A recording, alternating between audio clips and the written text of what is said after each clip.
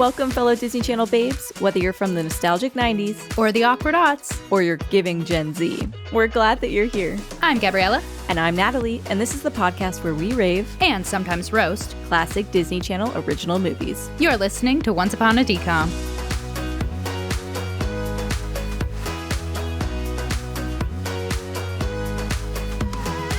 Hey everyone, welcome back to Once Upon a DCOM. We're excited to have you here with us. Today we are discussing a Disney Channel classic. We are talking about Camp Rock today, which is right in the sweet spot of when I was a huge Disney Channel fan. Natalie, were you really into Disney Channel when this one came out? Oh, for sure, but I definitely have a story about this one. Okay, well, we'll save that for a little bit later. I also have a story about the first time I watched this movie. All right, so Camp Rock released on Disney Channel in 2008. It starred Demi Lovato and Joe Jonas and also featured Joe's brothers, Nick and Kevin Jonas of the Jonas Brothers. What? Whom we adore. Other notable names include Allison Stoner, Maria Canals-Barrera, that one's hard, Megan Martin, and Daniel Fathers. So, few fun things to know about this movie.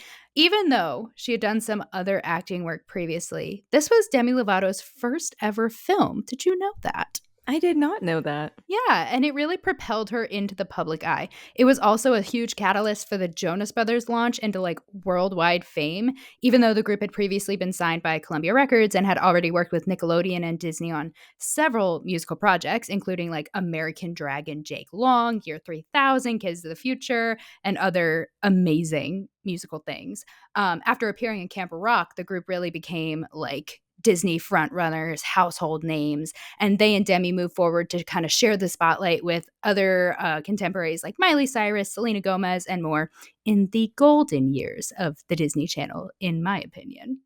But this is not a podcast about the history of the Jonas Brothers, even though I want it to be. I was like, let me take my chance to share everything I know about the Jonas Brothers. That's fair. Gabby, quick question. You ever met the Jonas Brothers? Yes, many times. Really? Yes. You have you? No, I've never met them. I've never been to a concert. I know. Okay, they were my first concert. I actually left camp. How meta is this? I left camp to go to a Jonas Brothers concert, and it was my first concert ever. And how old were you? 13. Yep. Changed my life forever. I love it. And Did you see them truly on believed I would be called on stage. And Demi was there too, because she was doing the mashup. Yeah, with them. She was part of the concert. This was when they still had Big Rob coming out to rap during Burning Up. I was in it, girl. I was in it. Oh my god. Don't judge me. I mean, I am judging, but also I'm jealous. I'll take it. Growing up, I did not like the Jonas Brothers. I was actively anti-Jonas Brothers. And then turns out I'm actively anti-Natalie. That's just rude. No, but in my 20s, I was like, you know what? Unironically started listening to them, and I was like, they're not bad. I just didn't want to like them because everyone else liked them. And now I love them. And so when they came back and did the reunion tour and stuff, I was like, yes, all for it. Love them. But growing up, no, was not a fan. Yes. And we are getting a bit ahead of ourselves because we're going to talk about all this in the Where Are They Now segment later. No, that's cool. That's cool. I love it. I'm going to make this a Jonas Brothers podcast if you let me. I met them. Let me just go back though. I did meet them multiple times. So this is funny. I didn't meet them at that concert. My sister and I drove over an hour to a remote cellular store. I don't even remember the name. It wasn't Verizon. This crap was Cricket or something. We drove over an hour to a remote Cricket in Pennsylvania where they were doing a meet and greet and giving out free phone plans. We did not get a phone plan, but I did get a picture with all three of them. Later in life, this will also come back later, Nick Jonas did a stint on Broadway. We went to see him in How to Succeed in Business Without Really Trying, and I was desperate to meet him, so we were waiting backstage. Funny enough, you were waiting backstage. Get to meet him. You were waiting backstage. That's the wrong way of putting it. I was at the backstage door waiting in the freezing cold New York streets. that sounds more correct. Anyways, I didn't get to meet him. I was in the back of the crowd. But guess who wandered to the front randomly and got an autograph for me? My dad. So my dad met him that night. Wow. I love it. Anyways, yeah. But this is about Camp Rock. Yes. Yes, let's talk about Camp Rock. Actually, this is kind of funny. The characters of Jason and Nate, who were played by Kevin and Nick, did not exist in the original script, but then when Joe was cast as Shane Gray, the writers added them to include the other 2/3 of the Jonas Brothers. I thought that was fun. You fun. mean Connect 3? This is how Connect 3 connected, man. When they came back and redid that with the wigs on TikTok, I lost my mind. Oh, yes. Okay, Natalie, what happens in this movie? Okay, I'm going to try and be brief. Now that we're 10 minutes in. But I'll try. All right, here we go. So Michi Torres is a shy high schooler with this passion for singing, and she dreams of attending a summer camp for aspiring musicians, very appropriately named Camp Rock. The problem is that her family cannot afford this expensive tuition, so her mom gets a job as Camp Rock's cook so that Michi can attend camp. And then, meanwhile, we meet Shane Gray, who is a spoiled little pop star from a 3-brother boy band that is definitely not the Jonas Brothers. It's definitely completely its own thing called Connect 3. But he is sent to Camp Rock to fix up his bad boy image, and he is not happy about it. And at camp, he overhears Michi singing, but he doesn't see who it is. And he kind of becomes like determined and obsessed to find this girl who this voice belongs to because he thinks it's such a beautiful voice. And it's like giving him his spark back. So Michi has made a friend in aspiring music producer Caitlin, but she still tries to fit in with the popular crowd and the popular girl named Tess. And it doesn't go great. Michi starts to feel kind of insecure around the rest of the kids who all have like rich and famous parents. So she lies, claiming that her mom is a famous music producer. And Caitlin warns Michi, you probably shouldn't be friends with Tess. But Michi does not listen to that advice because she really wants to fit in. Shane's spoiled little attitude starts to change. And slowly Shane and Michi start to develop a cute little friendship. But later there's an argument between Caitlin and Tess. And it turns into a food fight. And as punishment, Caitlin has to work in the kitchens where she discovers that Michi's secret is her mom's actually the cook and not a famous person. Dun, dun, dun. I know, right? They fight, but ultimately they reconcile after Michi finally stands up to Tess to defend Caitlin, which is a sweet little moment. Michi and Shane continue to grow closer, but Tess gets super jealous. Tess finds out Michi's secret, exposes Michi in front of all the other campers, and Shane thinks that Michi was just trying to get close to him because he's famous, and he breaks off their friendship, cute romantic relationship, whatever it was. And our hearts die inside. And we get some mediocre acting from Joe Jonas. Probably his best work in the movie is that scene, which is not saying a lot. Are you talking about when he does the whole like, you just want to be friends with Shane Gray, not the real me? Yeah.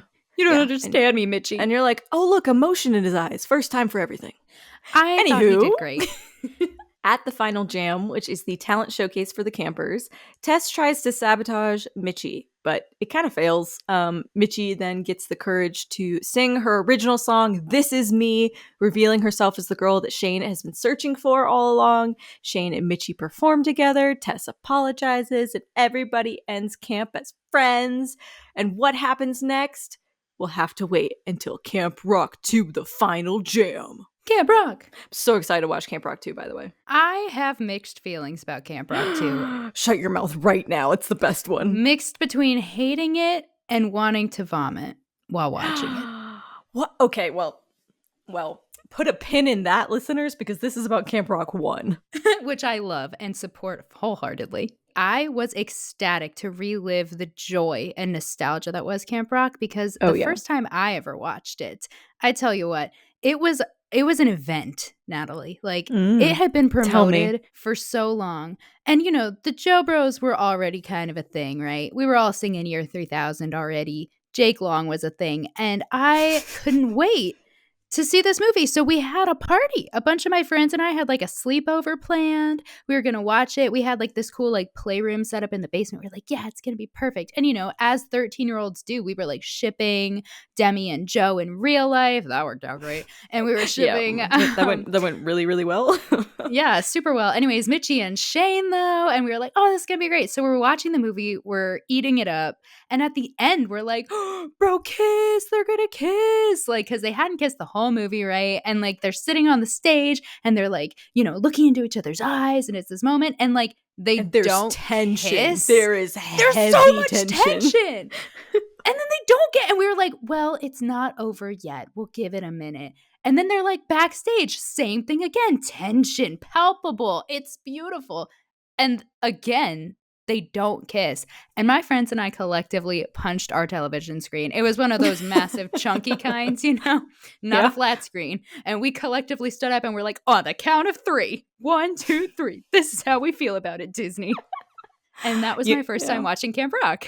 Wow. I, interestingly, also saw it for the first time at a sleepover. It was a thing. It was the event of the year. Like, no matter where you were in the world. Way later, though. Because, okay. All right, listeners. What? Why? I know. Listeners, if you have listened to all our episodes, you know High School Musical is my all, my everything. Zac Efron is my one and only, next to my husband, my one and only. So when this movie was coming out and everyone was like, Camp Rock is the new High School Musical, I was like, no, rejected. Immediately rejected. I will not. I refuse. And so like I didn't want to see it. That? Like, I did not hear that. No. Everyone was saying it. And like all the like reviews and like parents and like other kids our age were saying like it's the new High School Musical. It's the new High School Musical. Everyone was comparing it to that. Having music in the movie doesn't make it a musical. I would not consider this a musical. I'm just telling you what everyone told me. That's fine. They're dumb. I was very against it, refused to watch it for years. And then I was at one of my best friend's birthday parties. Hi, Marissa. Shout out Marissa. And they were like, all the other girls were like, we want to watch Camp Rock. And I was like, no, I will not watch Camp Rock. I refuse to watch Camp Rock. And they were like, well, we're going to watch it. And I was like, fine, whatever. So I like sit down reluctantly and like groan and like moan about it, not happy. And like a few minutes in, I'm like, I actually kind of really like this. And then like the Jonas Brothers started acting and I was like, they're terrible. I love this. And then and then they start singing and I was like, wait, the music is actually really good. And by the end of it, I was totally on board. I was a complete fan. So your full-on boycott went into full-on like fangirl. That's awesome. Oh, for sure. What a journey. Yeah. And here's the thing I'll say. Inevitably, someone in the comments section is like, but Natalie, which one do you like better? Obviously, it's High School Musical. But I believe that two things can be fun and I can love both things and they don't have to be compared to each other because I feel like they're not the same movie. I think if anyone in the comments is saying that, they have not listened to any of our other episodes. So y'all should go back because you have a lot to learn about Natalie if you think she has to choose. Just saying. It's High School Musical always. It'll always be High School Musical. All right. So do you think the movie holds up today? That's the real question because we loved it back then. Well, you eventually got there. But do you think you enjoyed it this time around? Does it hold up? What do you think? I say yes and no. I think yes for its intended audience, like the tweens of the world. Yeah, I still think they could definitely enjoy this. I think some of the songs reflect the year in which it was made. I think if it was made today, the songs would sound different. They would probably be shorter and the outfitting would hopefully be better done by the wardrobe department for today's standards. My gosh, the costumes are bad. Yeah. Like really bad. But I don't necessarily think the storyline or the writing is bad for its intended audience. You know what I mean? Yeah, no, I agree. It's pretty standard. It's pretty coming of age. Basic cookie cutter stuff. Cookie cutter pop star stuff. That's like the tag of the movie is how Mitchie insults Shane. Fair. What did you think? I mean, I really enjoyed rewatching it. I enjoyed it less, obviously, than as a kid. I was disappointed by Nick and Kevin's acting. I think when I was 13. Oh, no, it's so bad. I was just like, they can do no wrong. They're so perfect and wonderful and cute that everything they do makes me happy. And obviously, as an adult, I'm like, y'all were terrible. Well, Nick's so good. Bad. Like, let's be clear. Nick's a good actor. It's Kevin. Kevin is bringing the whole movie crashing down. Like, every time he's on screen, the entertainment factor just comes to a screaming halt. No. It ramps up. I love his horrible acting, especially in Camp Rock 2. Oh my gosh. It's so good. I don't even remember him in that movie. I cannot wait until we get Camp Rock 2. I feel like Joe did all right. Like, he's not good, but he's fine. Not terrible. Like, he kept the movie going. I think this movie would have been a screaming success if they had cast Nick as the lead. Because I think he genuinely can act in real life. I've seen him act in other things. Yeah, he's good. And every time that him and Shane have a conversation, I'm like, you guys are chugging along. This is keeping the movie going in a more emotional vein. I like it. So I appreciate that. I don't, as an adult, I always get uncomfortable with how much Mitchie doesn't see in herself what we all see in her and what like her mom sees in her. Like, it makes me so sad. I want more for my future daughters than to think so little of themselves, you know? And I so Yeah. appreciated like her mom and everything. Like, as a grown up, I'm like, yes, you're doing the thing to make your kid happy and you're good at it. And like, I wish Mitchie didn't treat her like crap for that, you know? That's a great segue to talk about peer pressure, I think. I mean, Mitchie feels, and everyone in the movie really feels, this incredible pressure to fit in with everybody else.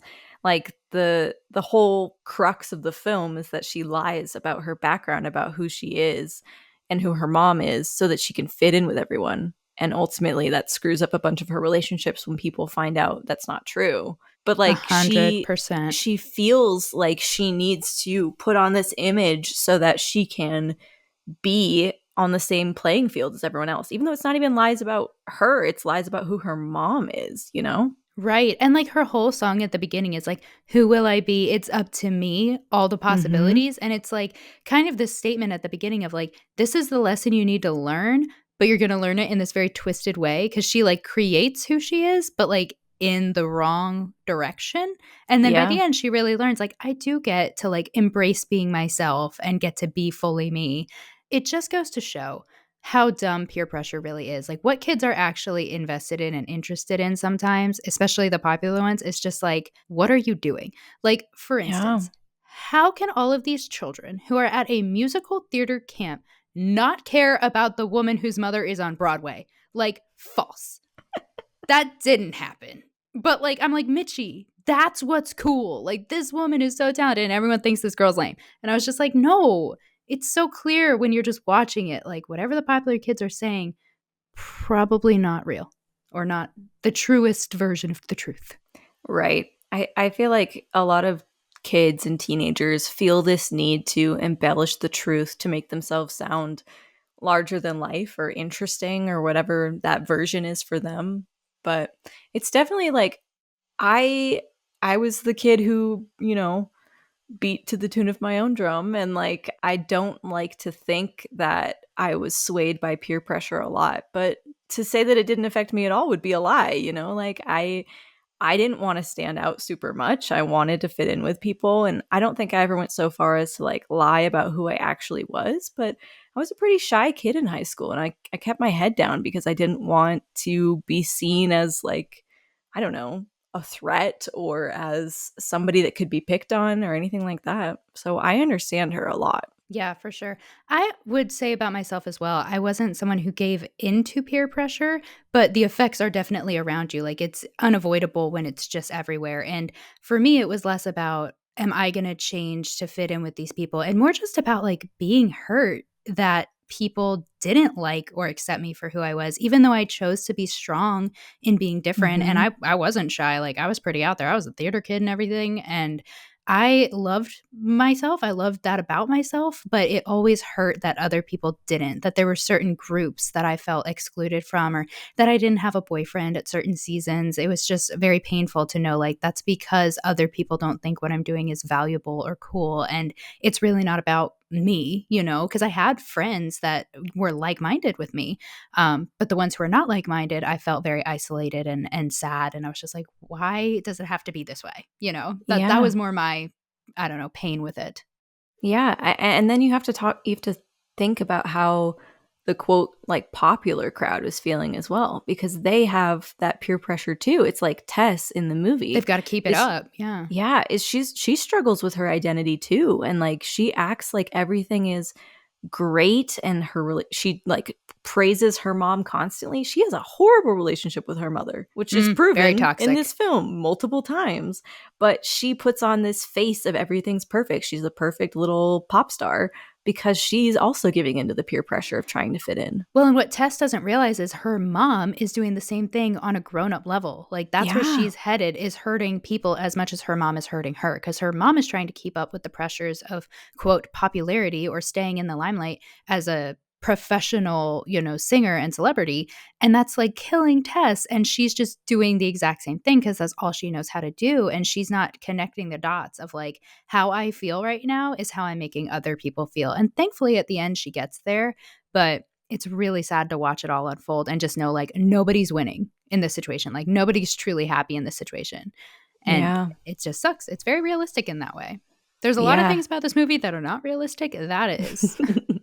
Yeah. On a positive note, I would like to say the camp's musical theming was really clever. I appreciated all these little background things I didn't care to notice as a kid because I was just staring at the Jonas Brothers.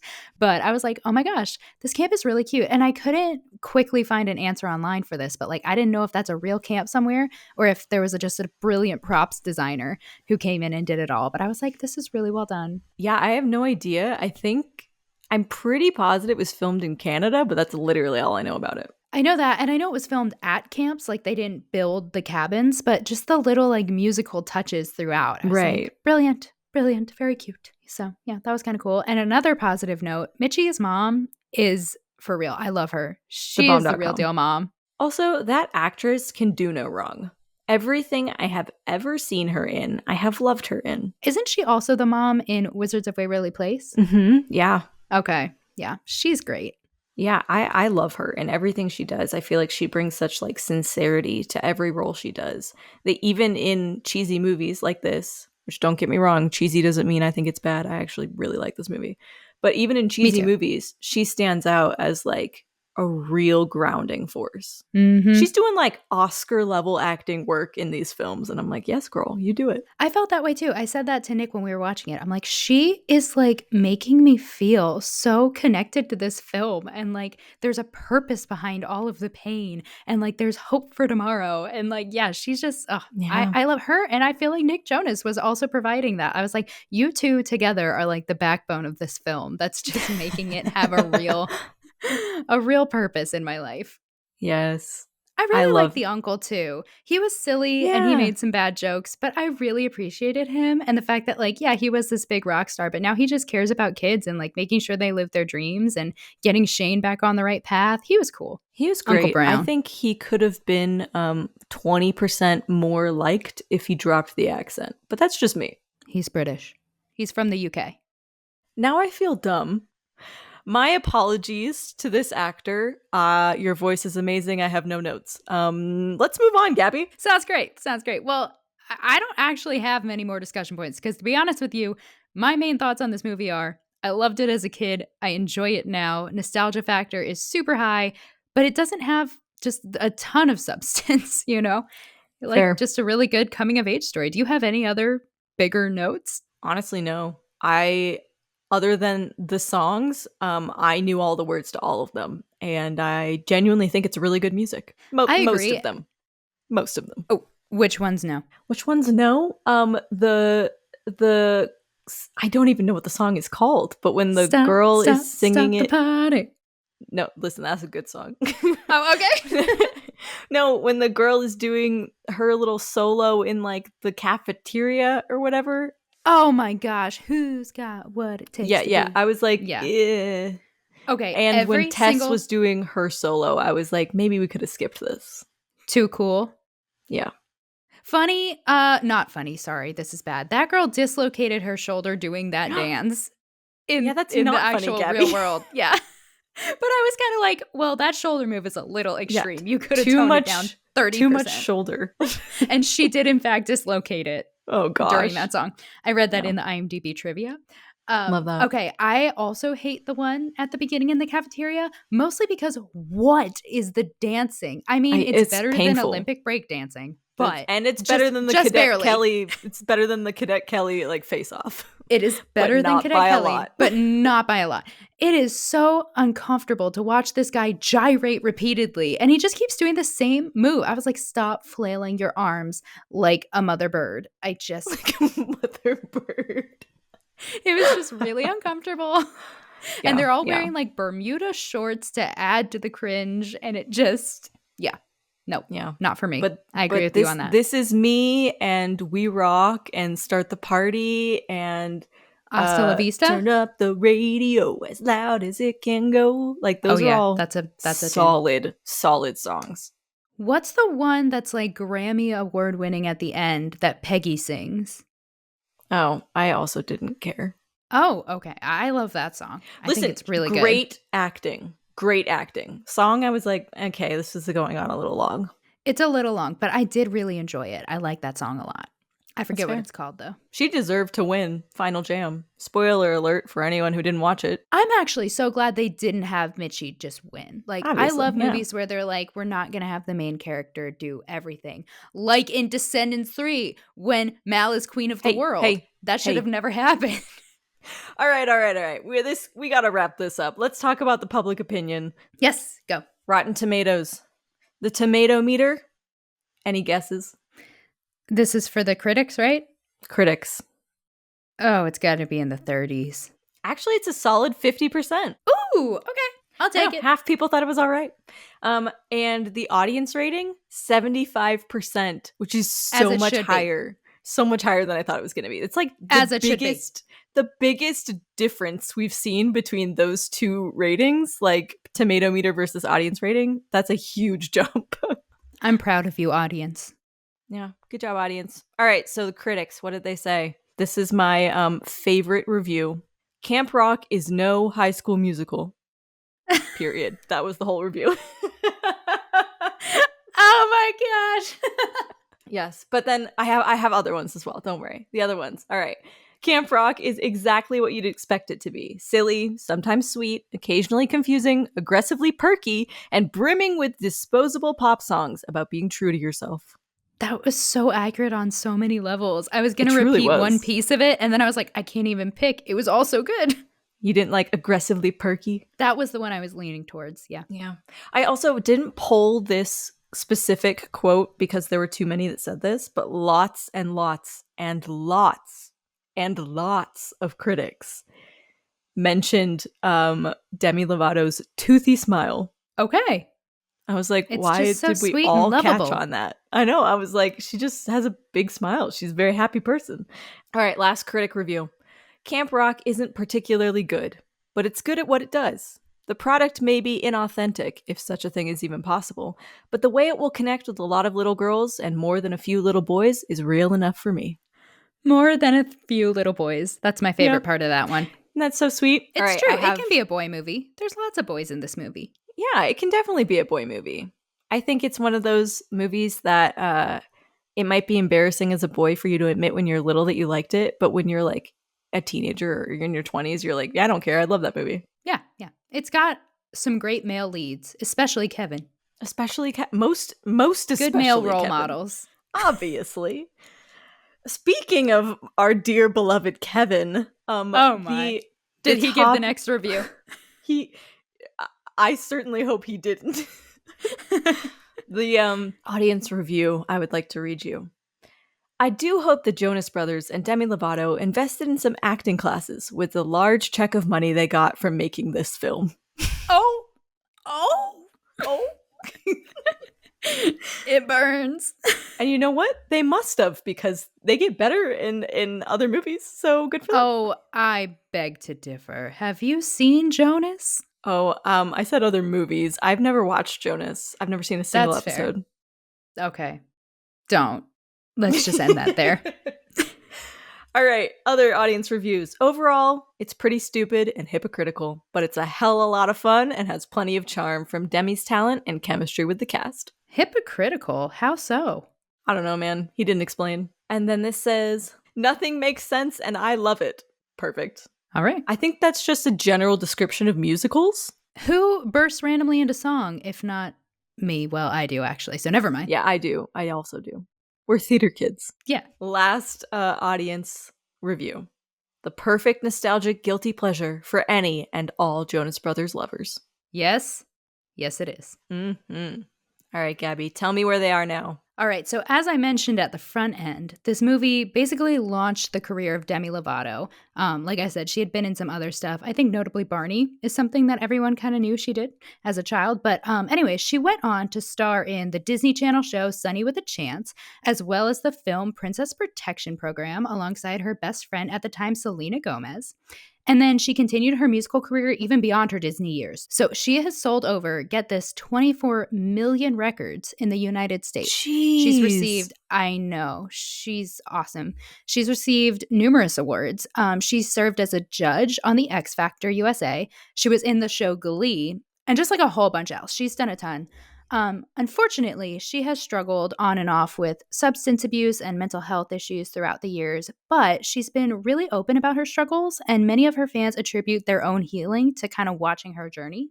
So she's done a couple documentaries and a book on her struggles, and so she's really used like her own journey for good in the world. She's used her platform to really help others. So I have really wanted to listen to her documentary. I haven't gotten around to it, but this might be the time. Same. So yeah, she just went on and continued being amazing and living her life the best way that she knew how. As for the Joe Bros, it's been a journey for us all, let's just say. After this movie, the brothers continued acting with Disney and went on to guest star in Hannah Montana. They later got their own Disney Channel show, Jonas, and later Jonas LA. Don't watch them, just saying. Just kidding. My husband would kill me. He loves that show, but I can't stand it. Anyways, and that says something because I love them. Their musical career skyrocketed after Camp Rock, with them releasing, over the course of their career, 6 studio albums, plus like a whole bunch of other musical projects, and endless tours of the world, touring the world. Unfortunately, in 2011, the brothers parted ways with Hollywood Records, and they took a hiatus to focus on their solo careers. Joe released his debut album, Fast Life. He did that song, what is it, Cake by the Ocean? Yeah. Is that the title of the song, or is that just the line? Yeah, it's literally the title of the song, yeah. Oh, cool. So he did that. Nick embarked on a 2011 tour with his band, Nick Jonas and the Administration. That's a throwback that I forgot about. And Kevin studied music production and got married and became a dad. Nick also did a stint returning to Broadway, as I mentioned, where he had gotten his start as a child, actually. And they had a whole reality TV show about their family, and that was weird. But then, in 2019, right before the end of the world, they returned as the Jonas Brothers once again and have since been releasing number one after number one hit. They're back. Yep. My, how the tables have turned. If anybody knows that reference, you're my new best friend. That means we're best friends. Yeah, I knew you'd get it. I did want to just mention Allison Stoner, because in recent years, they produced a podcast called Dear Hollywood, and I love this podcast. I mean, if you're at all into, let me just say, old Disney, the psychology of child acting, family dynamics in Hollywood, and or the toddler to train wreck pipeline, as they call it, aka like how stars end up in kind of bad situations after they act as children. If you're into any of that, you will love this podcast. I think it's incredibly intelligent and witty and insightful. They are knowledgeable and professional, and I just learned a lot about like the industry in general and how I personally can make a difference just by my consumption and like how I choose to view media, and any other ways that I can, help. So if you haven't already, check out that podcast called Dear Hollywood. I watched it on YouTube. I don't know if it's anywhere else, but you can Google it. And that is what Allison Stoner is up to. Yes. Allison Stoner is one of the most well-spoken people I have ever heard. Yes. Like when they do interviews or their podcast or anything like that, you were just like overwhelmed with how intelligent and like how they get their point across so well. Like, yeah, Stoner's pretty amazing. I agree. And a fantastic dancer. She's so cool. One of the best dancers in this movie for sure. Yeah. Well, the best dancer in this movie. My favorite is the pop and lock at the piano, and then the under reach on the piano when she's playing with 2 hands, and you're like, why are you doing that? Okay, that's not the best example. Elsewhere in the film, they do a really good job. Yeah, we love you, Allison. Allison is known for dancing. Like, that's how they got their start. Yeah. They were in Step Up. Stuff. Step Up, which is a great movie. I also just have to say real quick, I love Alison Stoner in Cheaper by the Dozen. Yes. Best character. So Best funny. character. Oh, that's a movie I need to rewatch. Mm-hmm. Maybe we can do a bonus episode like once a year that's not a DCOM. That's any movie we want to watch. Yeah. Would you guys like that if we did that? Let us know. We could do a spin-off series called Movies That Are Commonly Mistaken for DCOMs. Oh my goodness. Well, you asked on our channel, on our Instagram channel, about favorite DCOM, and so many people put non-DCOMs. And I was like, These are all great movies. That's what I'm saying. Like, somebody said My Date with the President's Daughter, and I was like, that's actually not a DCOM, but like, you totally would think it would be. Yeah, or like it's got Ella the right Enchanted vibe to it. Right. I love Ella Enchanted. Oh my god. Like something that feels DCOM-y, but you know it isn't. Yeah, it's like lower budget, but it actually released in theaters. Yeah. Anyway, let us know if that's something you guys want, because we're definitely interested. I would do it. All right, Gabby, that was Camp Rock. I had so much fun. So much fun watching this. Like, genuinely singing along, surprised I remembered all the words to the songs. It's a good story. My surprise level was 0. I was like, I am ready. Where's my microphone and hat? Yeah. Jonas Brothers did not have good acting skills back then, but you know, it's a fun movie, and I'll continue to watch it and rank it really high in my DCOM favorites. They were good singers, and Nick did his little kicky thing on the stage where he jumps in the air and splits with his guitar. Yeah, love it. And so I was satisfied by that, you know? Yeah, 5-star rating, obviously. Uh-huh. All right, before we go, we need to randomly select which DCOM we will be watching next week. But listeners, there's a twist. Reminder. Yes, next week it's officially October, aka spooky season. Technically, we're already there. I know, honestly, yeah.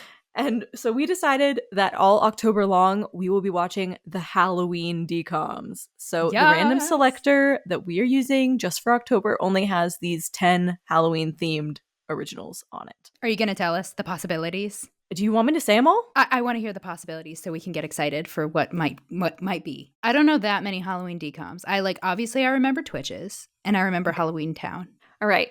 So as of this recording, there are 10 official Halloween-themed DCOMs. Question, is this including sequels? No. Just so everyone knows, our sequels are not on our little spinny thingy until after we have watched the first one. Same thing if there's a remake. Yeah. Just so y'all know. We have, in no particular order, Twitches, Mom's Got a Date with a Vampire, Halloween Town, Under Wraps, Zombies, Girl vs. Monster, Phantom at the Megaplex, Don't Look Under the Bed, and The Scream Team.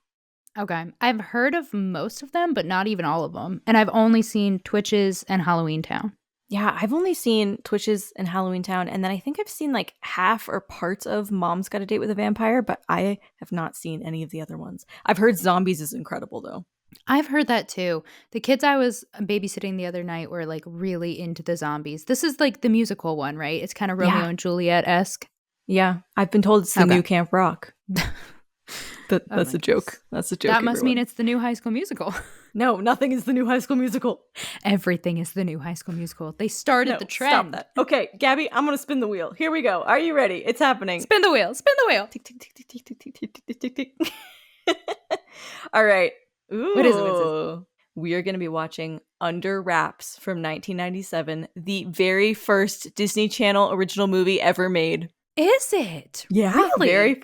The very first one. Oh my goodness. I have never seen it. I'm excited.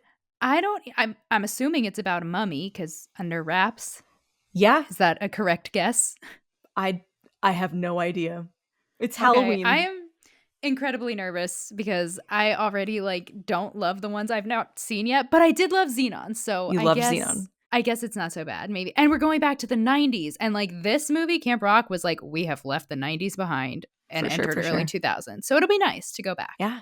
All right, everybody, let us know if you are excited to watch Under Wraps this coming week. Is that even on Disney Plus? It has to be, right? Let me look it up. I'm not sure, actually, because some of them aren't, some of the older ones. So let me look.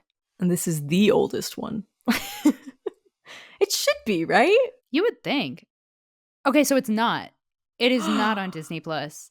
Gabby, okay, how do we watch it? Seems like there's only like, when I Google it, there's only one way to watch it, which is like on Google TV and you have to pay. There does appear to be an hour and 30-minute video on YouTube of it. So I'm going to go with YouTube is the only way to watch it for free. So if y'all are going to watch it this week to be ready for next week's episode, watch Under Wraps on YouTube. It's the 97 version. Yes, 1997, the year of our Lord, 1997. If you come back here next week having watched the remake, that's on you. We're telling you right now. It's not the remake. We're not watching the remake, not 2021. We're watching 1997. All right. See you guys next week. See you next week. We love you. Bye. Thank you all so much for listening to this episode of Once Upon a DCOM. Like what you just heard? Leave us a rating and review. We'd love to hear your thoughts. Also follow us on Instagram and TikTok at onceuponadcom.podcast and share this podcast with your Disney-loving friends. A big thanks to Gabby for editing this whole podcast together. Thanks, friend. And don't forget to subscribe because there's always a new episode on the way. This is Gabriella. And Natalie. Signing off with a sprinkle of pixie dust. And a whole lot of nostalgia.